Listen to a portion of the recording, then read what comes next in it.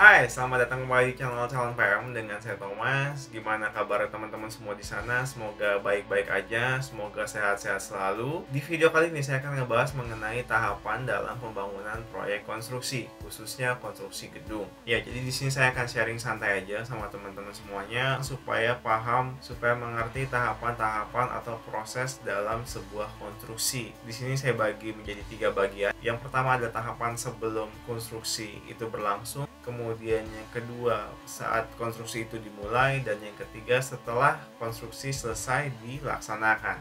Ini teman-teman yang masih proses belajar atau masih kuliah, yang masih belum tahu, belum pernah masuk dalam proyek, belum pernah bekerja di dalam sebuah proyek, saya rasa teman-teman juga harus tahu proses ini, bisa tahu dari awal, dari konstruksi itu belum ada bangunannya, persiapannya seperti apa, sampai dengan selesai konstruksi itu dilaksanakan. Ya, jadi sini saya akan menjelaskan secara gambaran besar, nggak terlalu detail, karena kalau detail mungkin bisa panjang sekali videonya. Tahapan sebelum konstruksi itu dimulai, yang pertama adalah design drawing. Ya, design drawing ini termasuk sudah ada konsultan desain di dalamnya, dan produk finalnya adalah sebuah gambar desain. Ya, gambar desain di sini sudah termasuk arsitek, kemudian struktur, nanti ada mechanical, electrical, plumbing, ada desain fasad, termasuk ada landscape dan sebagainya. Ini adalah produk yang dihasilkan dari konsultan desain. Walaupun bukan hanya satu konsultan. Beberapa waktu yang lalu saya sudah pernah jelaskan mengenai desainer ini. Intinya adalah yang pertama desain drawing. Oke, yang kedua adalah proses tender. Jadi desain drawing ini sudah ada, kemudian nanti ditenderkan, kita mencari siapa kontraktornya, siapa pelaksana dari proyek tersebut. Setelah proses tender dilakukan, nanti ada seleksi dari teman-teman kontraktor, ada kontraktor A, B, C, dan sebagainya. Mereka tender terbuka, submit penawaran, kemudian penawaran direview sampai dengan final. Nah, setelah final ditentukan siapa pemenangnya, siapa kontraktornya. Nah, inilah yang akan melaksanakan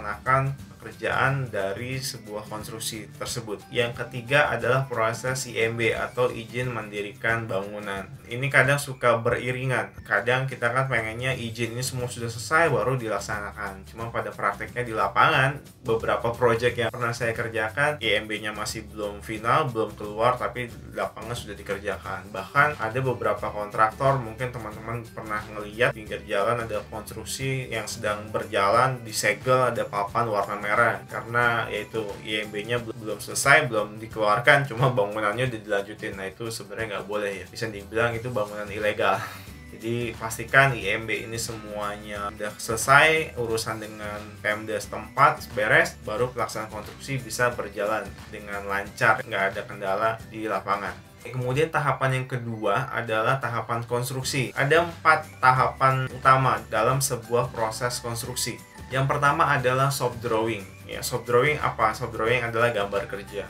Desain drawing yang sudah ada, kita buatkan gambar kerjanya, kita buatkan potongan, kita buatkan section, ya detailnya seperti apa pemasangannya. Ini akan berkoordinasi dengan arsitek, struktur, ya dengan ME, fasad dan sebagainya. Kita combine gambarnya di satu dan jadilah gambar kerja. Nah, gambar kerja ini nggak semena-mena langsung kita laksanakan di lapangan, tapi kita submit dulu ke konsultan. Nah, dari konsultan nanti akan review apakah ada revisi atau tidak. Kalau sudah oke, ya kadang juga kita submit ke owner atau ke klien, yang mereka sebagai pemilik project kadang juga mereview dari gambar tersebut apakah gambar ini setujui atau tidak. Beda project, beda kebijakan. Ada yang hanya cukup sampai dengan konsultan di lapangan sebagai koordinator, atau sampai dengan ke klien atau owner. Setelah mereka approve, dikembalikan ke kontraktor cap for-con atau for construction, dan itu bisa dilanjutkan pelaksanaan di lapangan. Tahapan yang kedua adalah approval material. Semua material yang akan kita gunakan di lapangan, di project itu nggak semau kita, nggak semau kontraktor. Misalkan mau pakai besi merek apa, terserah gitu kan, konkrit atau beton terserah, itu nggak kayak gitu. Jadi di dalam proses tender itu itu di samping gambar desain di situ ada spesifikasi teknis material. Artinya material-material ini sudah ditentukan, walaupun nggak hanya satu merek ya, biasanya ditentukan 2 merek atau 3 merek yang notabene kualitasnya adalah setara. Biasanya kalau untuk approval material, pihak owner adalah final approval. Artinya kita submit ke konsultan ngecek secara spesifikasi teknis sudah masuk atau belum, apakah ini sudah memenuhi syarat, memenuhi kriteria. Kalau dari konsultan sudah cek semuanya sudah oke, baru diajukan final approvalnya ke owner. Nanti owner akan ngelihat dia suka nggak nih dengan coraknya, mau ganti nggak, ganti warna ya. Mungkin waktu proses tender spesifikasinya tertulis warnanya apa, coraknya apa. Cuma setelah seiring berjalannya waktu ternyata owner mau berubah, ya itu bisa-bisa aja, namanya juga owner. Dia yang punya uang ya, dia yang punya project, terserah dia. Walaupun pada akhirnya katakan si owner ini ngerubah material, ngerubah spek, akan berpengaruh terhadap harga material tersebut. Artinya pada saat nanti hitung-hitungan terakhir ya bisa jadi ada kenaikan harga. Nah, kenaikan harga dan sebagainya ini juga tergantung dari jenis kontraknya. Nah, di sini saya nggak akan jelaskan jenis kontrak yang ada di project, itu nanti saya akan jelaskan mungkin terpisah. Kurang lebih seperti itu proses approval material. Selanjutnya yang ketiga adalah tahapan pembuatan mockup atau sampel atau show gallery. Ya contohnya misalkan yang kemarin saya sudah pernah bahas, misalkan kita membangun sebuah apartemen, kemudian kita buatkan sampel galeri dari segi bentuk sesuai dengan nanti yang aslinya akan terpasang, kemudian dari material, warna, dan sebagainya itu memang semirip mungkin dengan yang aslinya nanti akan dikerjakan. Tapi kalau kantor mungkin hanya di beberapa area tertentu yang mungkin dari pihak owner, klien minta dibuatkan sampel atau mockup. Mockup atau show gallery ini juga sangat berguna buat kontraktor, buat para staff ya, baik itu manajer maupun teman-teman supervisor di lapangan, supaya mereka ada gambaran secara real, secara nyata gitu ya. Artinya kalau mereka pegang gambar kan, gambar itu hanya 2 dimensi ya, walaupun terkadang kita juga buatkan 3 dimensinya. Tapi ketika kita membuat show gallery, kita bisa tahu nih kira-kira ada masalah di mana. Kemudian kita bisa tahu, oh nanti akan ada kesulitannya di beberapa item tertentu gitu ya, di beberapa titik-titik nih, wah ini ada kesulitan. Jadi sebelum kita melaksanakan aktualnya di lapangan, kita sudah bisa pelajari dulu, oh bisa nggak bagian ini kita modifikasi, misalkan seperti itu. Atau kita bisa minta ke owner, oh ini bagaimana ya material ini misalkan nggak match nih, bisa nggak kita ganti atau seperti apa. Nah itu proses dari sebuah mockup atau membuat show gallery. Jadi ketika mereka ada masalah di lapangan, mereka bisa datang ke show gallery tersebut supaya ngelihat, oh ternyata maunya begini nih, balik lagi ke lapangan untuk nyontek, kurang lebih seperti itu. Kemudian tahapan keempat adalah tahapan konstruksi. Nah, tahapan konstruksi tahapan yang penting. Ketika kita laksanakan di lapangan ya sudah tidak ada gambar perubahan lagi seharusnya. Ya walaupun kadang suka ada perubahan pada saat proses konstruksi itu berlangsung. Nah, jadi ini harus ada komunikasi yang baik antara teman-teman konstruksi di lapangan dan juga para tim engineering dari mereka yang membuat shop drawing. Karena shop drawing ini harus selalu update dengan desain dan selalu berkomunikasi dengan konsultan dan klien itu sendiri. Jadi ketika mereka ada keinginan untuk berubah, baik itu merubah gambar atau merubah material, ini harus segera dikomunikasikan ke semuanya. Sehingga pelaksanaan di lapangan kalau memang belum dilaksanakan bagus ya bisa di hold, tapi kalau sudah dilaksanakan ya mau gimana lagi, ya kita harus bongkar. Kemudian tahapan yang ketiga adalah tahapan setelah konstruksi itu selesai. Di sini ada 6 tahapan penting.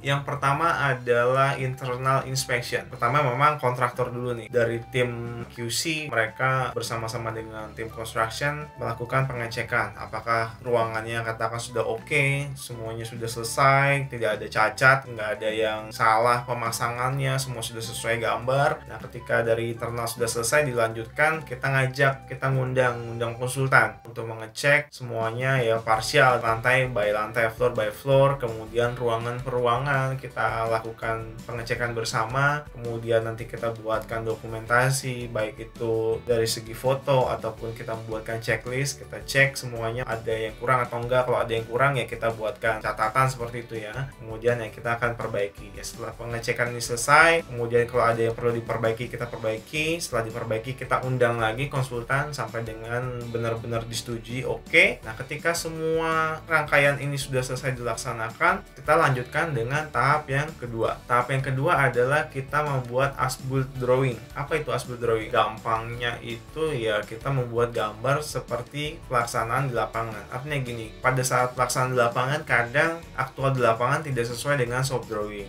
Ya, kemudian pada saat inspeksi misalkan ada perubahan-perubahan apa segala macam, ada perbedaan dengan shop drawing. Nah, ini adalah kita buatkan kembali as-built drawingnya. Jadi as-built drawing adalah gambar terpasang sesuai dengan aktual di lapangan. Kemudian saya lanjutkan tahapan yang ketiga. Tahapan yang ketiga adalah external inspection di luar dari kontraktor dan konsultan. Jadi kita adakan pengetesan kepada dinas-dinas terkait. Misalkan dinas pemadam kebakaran. Jadi sebuah gedung itu harus memiliki sistem pemadam kebakaran yang baik. Ya, entah itu sprinkler, kemudian nanti ada hidran dicek, kemudian nanti ada alat pemadam api ringan atau APAR. Nah, itu semua sistemnya harus berjalan. Kemudian sistem alarm juga termasuk di sana. Kemudian lift. Ya, lift kita cek dengan dinas tenaga kerja. Kemudian kita cek lagi misalkan gondola untuk maintenance, kita lakukan cek tes beban aktual di lapangan, disaksikan dengan para pejabat-pejabat dari dinas terkait. Ya, jadi setelah semua rangkaian tes ini selesai dilakukan, kita mendapatkan sertifikat dari dinas-dinas terkait. Dokumen-dokumen ini sangat penting ya. Jadi dokumen ini yang kita nanti akan ajukan ke tahap berikutnya. Tahap berikutnya yang keempat adalah proses handing over. Ya, handing over kemana? Ya, jadi kita serah terimakan kepada pemilik gedung atau ke owner. Pada saat serah terima ini kita juga menyertakan beberapa dokumen-dokumen penting seperti as-built drawing, kemudian sertifikat-sertifikat garansi, sertifikat pengetesan dari pihak Depnaker, sertifikat dari dinas-dinas terkait. Nah, dokumen-dokumen ini menjadi salah satu syarat yang harus diajukan oleh klien sebagai pemilik proyek ke Dinas Pekerjaan Umum biasanya. Jadi dari Dinas Pekerjaan Umum ini nanti akan mengecek apakah betul semuanya syarat-syarat sudah terpenuhi. Kalau sudah betul, oke. Nah, mereka akan mengeluarkan sertifikat layak fungsi. Ya, jadi bangunan ini sudah aman dan layak untuk difungsikan. Setelah itu prosesnya sudah kita serah terimakan ke owner. Tapi prosesnya masih belum selesai sampai dengan di situ. Dari kontraktor sebagai pelaksana proyek masih mempunyai tanggung jawab berikutnya, yaitu yang kelima. Yang kelima adalah maintenance atau pemeliharaan, perawatan. Jadi gedung ini sudah diserah terimakan ke owner, sudah serah terimakan ke klien, sudah mulai difungsikan. Nah, ini dari kontraktor mempunyai keterikatan jangka waktu tertentu. Nah, ini tergantung pada saat proses tender itu dokumennya menyebutkan seperti apa, masa pemeliharaannya berapa lama, apakah 6 bulan, apakah 1 tahun, atau 2 tahun gitu ya. Cuma rata-rata biasanya kurang lebih 1 tahun pemeliharaannya. Dalam masa pemeliharaan ini, apabila terjadi sesuatu dengan bangunan, misalkan ada cat yang terkelupas, ada keramik yang copot, retak, kemudian keran air mungkin bocor, sambungannya nggak kuat dan sebagainya, ini masih ditanggung free of charge dari si kontraktor. Kontraktor akan melakukan perbaikan-perbaikan, ya melakukan pemeliharaan sampai dengan jangka waktu yang sudah disediakan.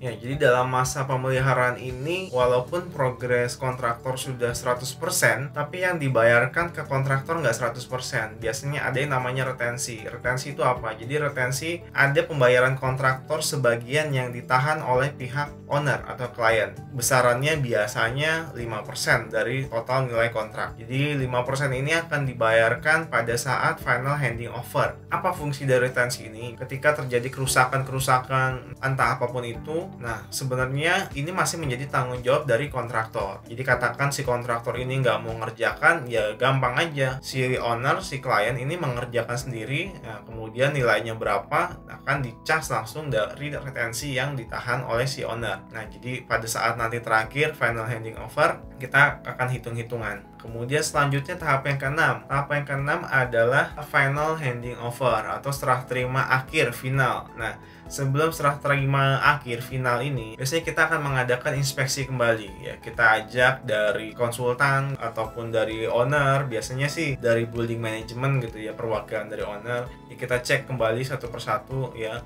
baik itu per lantai, tiap-tiap ruangan, semuanya segalanya sudah nggak ada masalah, sudah berfungsi dengan baik. Nah, kemudian kita buatkan berita acara. Semua pihak menandatangani bahwa gedung ini sudah tidak ada masalah lagi, kemudian masa pemeliharaan sudah selesai, Nah, selanjutnya kita minta final handing over ke klien atau ke owner. Jadi setelah owner ngecek semuanya sudah oke, ya disetujui, sudah, artinya proses rangkaian dari awal sampai dengan akhir kontraktor ini sudah selesai. Retensi yang tadinya ditahan oleh si owner ini sebesar katakan 5% dilakukan pembayaran ke kontraktor. Ya, jadi itu tadi adalah gambaran besar mengenai tahapan-tahapan dalam pembangunan proyek konstruksi gedung. Walaupun mungkin ada beberapa yang ada kemiripannya dengan proyek konstruksi selain gedung, entah itu jalan dan sebagainya. Semoga video ini bermanfaat dan memberikan wawasan baru buat teman-teman. Kalau ada yang mau ditanyakan silahkan komen di video ini. Dan jangan lupa untuk support terus channel ini dengan cara subscribe, karena subscribe itu gratis, nggak bayar sama sekali, nggak ada ruginya kalian subscribe. Klik tombol merah di pojok kanan bawah, kemudian nyalakan loncengnya supaya teman-teman bisa update kalau ada video-video terbaru dari saya. Like video ini kalau kalian suka, dan share video ini ke teman-teman kalian, ke rekan-rekan kerja kalian, supaya teman-teman kalian juga bisa mendapatkan informasi yang sama seperti yang kalian dapatkan. Itu aja dari saya, semoga konstruksi di Indonesia semakin maju, semakin berkembang, semakin hebat, dan sampai jumpa di video-video saya berikutnya. Salam, ciao.